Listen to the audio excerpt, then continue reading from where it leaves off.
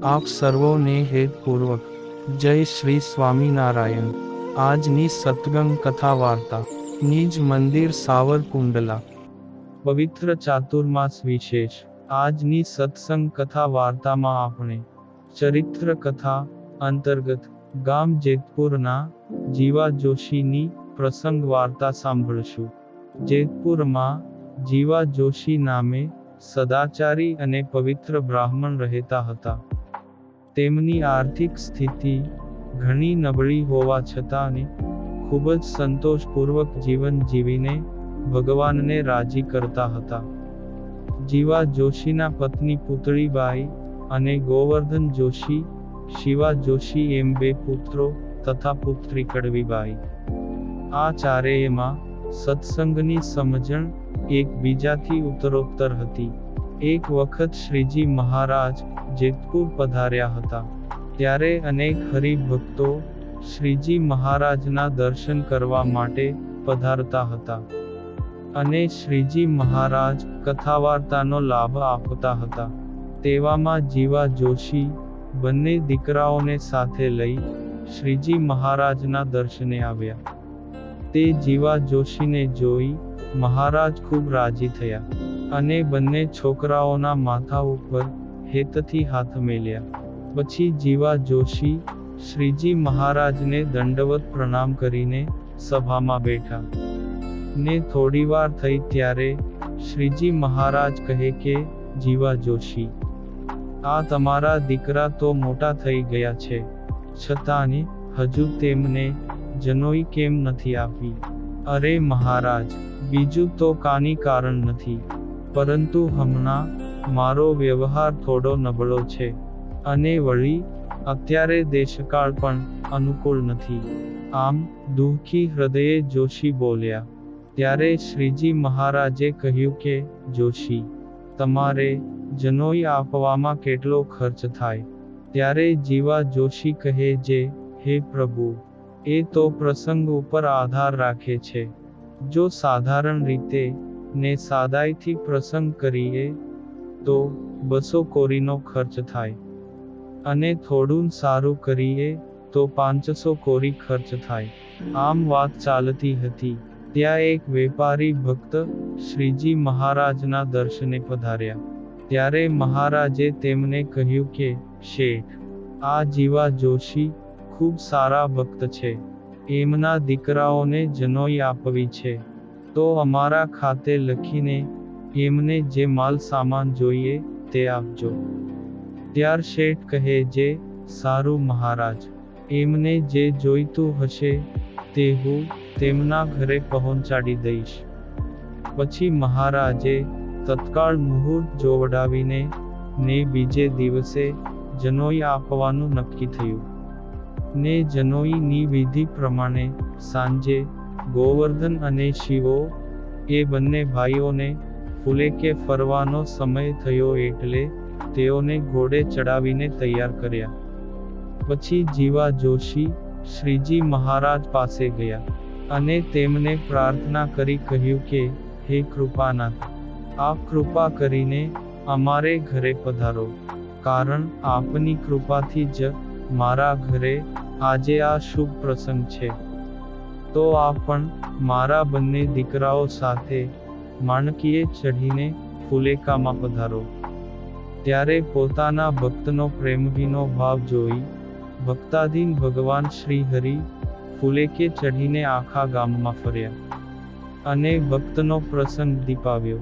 બીજે દિવસે શ્રીજી મહારાજે બંને ભાઈઓને વિધિપૂર્વક જનોઈ અપાવી અને જીવા જોશીના પરિવારને ધન્ય કર્યો। તે જીવા જોશીના જીવનમાં ઘણી મુશ્કેલીઓ આવી હતી। પોતાના પંચવર્તમાનના લીધે નાત જાતના જમણ પ્રસંગોમાં તે સગા સ્નેહીઓ અને નાત જાતની ઘણી ઉપાધિઓ એમના પરિવારને સહન કરવી પડતી। તેવામાં એક વખત ગામધણીએ જેતપુરમાં બ્રાહ્મણોની ચોરાશી કરી હતી। તે આખા ગામના બ્રાહ્મણો એ પ્રસંગે એકત્રિત થયા હતા। તેમાં કેટલાય બ્રાહ્મણો જીવા જોશી પ્રત્યે દ્વેષ રાખતા હતા। એમણે વિચાર કર્યો કે જીવા જોશી લસણ ડુંગળી વગેરે ખાતા નથી, પણ આજે આપણે એને બરાબર ભીડામાં લેવા છે. આજ તો સૌની સાથે બેસાડીને એને બધી જ વસ્તુ જમાડવી છે. જો ન જમે તો છેવટે દરબારને કહીને ગામમાંથી કાઢી મૂકવાની ધમકી આપીને પણ જમાડવો છે. પછી તે નહીં જમે તો જાશે કયા? આ રીતે જમણવારમાં જીવા જોશી જમી શકે એવી એક પણ વસ્તુ નહીં રાખીને જમણવાર તૈયાર થયું. એટલે ત્યાં ગામધણી આવ્યા ને બ્રાહ્મણોને પૂછ્યું કે ભોજન તૈયાર થઈ ગયું છે ને ભૂદેવો? એ સમયે દ્વેષીઓને જોઈતો મોકો મળ્યો, એટલે વાતમાં મીઠું ભભરાવતા કહ્યું કે હા દરબાર, ભોજન તો તૈયાર છે, પણ એક ધર્મ સંકટ આવ્યું છે. તે દરબાર કહે, ધર્મ સંકટ? એવું તે શું છે? ત્યારે બ્રાહ્મણો કહે, આજે આખા ગામના બ્રાહ્મણો આપને ઘેર જમશે, પણ એક બ્રાહ્મણ એવો છે જે નહીં જમે. ત્યારે ગામધણી કહે, જે શું કહ્યું ભૂદેવો? ત્યાં એક બોલ્યો, હા દરબાર, એ તો આપનું પણ માને એવો નથી, અને આને ઘેર એક બ્રાહ્મણ ભૂખ્યો રહે અને બીજા બધા જમે, એમાં તો આપનું અને અમારું પણ ખોટું દેખાય ને દરબાર, 84 તો અધૂરી રહે. ત્યારે દરબાર આવેશમાં આવી ગયા અને કહે, જે મારી 84 અધૂરી રહે? શું વાત કરો છો? અરે, હું ગામધણી છું, તે મારા ઘરે જમવાની કોણ ના પાડે છે? વિપ્રો કહે કે બાપુ, ઈ તો ઓલ્યા જીવા જોશી. તે ગામધણી કહે, કોણ છે એ જીવા જોશી? બોલાવો એને. એવું તે શું છે કે મારે ત્યાં જમે નહીં? પછી દરબારે એક પસાયતાને કહીને જીવા જોશીને બોલાવવામાં આવ્યા. તે જીવા જોશીએ ત્યાં આવી દરબારને વિનયથી પ્રણામ કરીને જય સ્વામિનારાયણ કહ્યા અને પૂછ્યું કે બોલો દરબાર, આ ગરીબ બ્રાહ્મણનું શું કામ પડ્યું? ત્યારે દરબાર બોલ્યા, જે એલિયા ભૂદેવ, આજે તમે અમારે ઘેર જમવાના નથી એવું અમે સાંભળ્યું છે, તો તમને શું વાંધો છે?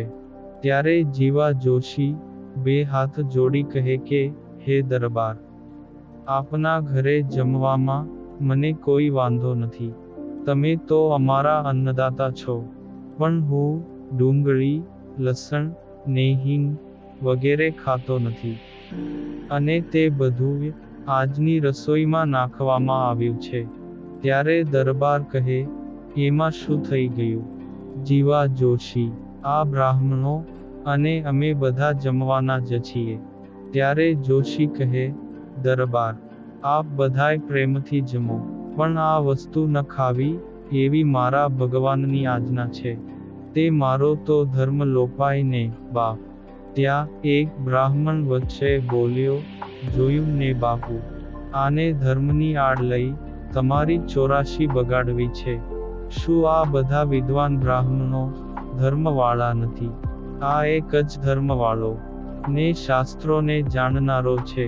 એમ ને તે બીજા પણ સુર પુરાવતા બોલ્યા, જે હા હા બાપુ, હવે તમે જ નક્કી કરો. જો જીવા જોશી જમ્યા વગર જશે તો અમે કોઈ પણ નહીં જમીએ. ત્યારે દરબારનું મોઢું તો ક્રોધથી રાતું થઈ ગયું ને આક્રોશમાં આવીને બોલ્યા કે જીવા જોશી, હવે હું તમને છેલ્લી વાર આદેશ કરું છું કે તમે આ 84માં જમશો નહીં. ત્યારે જીવા જોશી કહે કે દરબાર, તમારો બહુ જ આગ્રહ હોય તો પછી મારે હાથે જુદી રસોઈ કરીને હું જમી લઉં. ત્યારે ગામધણી કહે કે જુદી રસોઈ નહીં થાય, તમારે આ બ્રાહ્મણો સાથે જ જમવું છે કે નહીં? તે જોશી કહે કે ના બાપુ, ભલે માથું જાય પણ મારી ટેક ન જાય. ત્યારે દરબારે કહ્યું કે તો પછી આજે જ પહેરેલે લુગડે ગામ છોડીને ચાલ્યા જાઓ. આવો દરબારનો હુકમ થવાથી જોશીએ કહ્યું, જેવી આજ્ઞા બાપુ. એમ કહીને જીવા જોશી ચાલતા થઈ ગયા. પછી જીવા જોશી પરિવાર સાથે જેતપુરથી જૂનાગઢ આવ્યા. ત્યારે યોગાનુયોગે શ્રીજી મહારાજ જૂનાગઢમાં હતા. તે મહારાજના દર્શન કરીને બધી જ વાત કરી. ત્યારે મહારાજે જીવા જોશીએ કરેલા સમર્પણ બદલ ધન્યવાદ આપ્યા. અને ભક્તોએ અર્પણ કરેલા કિંમતી વસ્ત્રાલંકાર જીવા જોશીને અર્પણ કર્યા. ને મહારાજે એક ભલામણ પત્ર લખીને જીવા જોશીને આપ્યો. અને પીઠવડી જવા માટે કહ્યું. ને મહારાજની આજ્ઞાથી પીઠવડીના ભગો, મૂળો વગેરે ભક્તોએ જીવા જોશીના કુટુંબને રહેવા, જમવા માટેની વ્યવસ્થા તથા ખેતીવાડી કરી શકે એવી જમીન આદિક બધી જ વ્યવસ્થા કરી દીધી. તે જીવા જોશી તો પીઠવડીમાં રહીને સુખેથી ભજન કરવા લાગ્યા. આમ શ્રી પ્રભુની આજ્ઞા અને ઉપાસના દ્રઢ હોય તો તેમનું સર્વ પ્રકારે શ્રીજી મહારાજ રક્ષણ કરે છે. આ પ્રસંગ આજે સત્સંગને ખાતર લેખમાંથી સાંભળ્યો. અને હવે પછીની કથા વાર્તા આપણે આગળના ભાગમાં સાંભળશું. અત્યારે આપ સર્વોને ભાવથી જય શ્રી સ્વામિનારાયણ.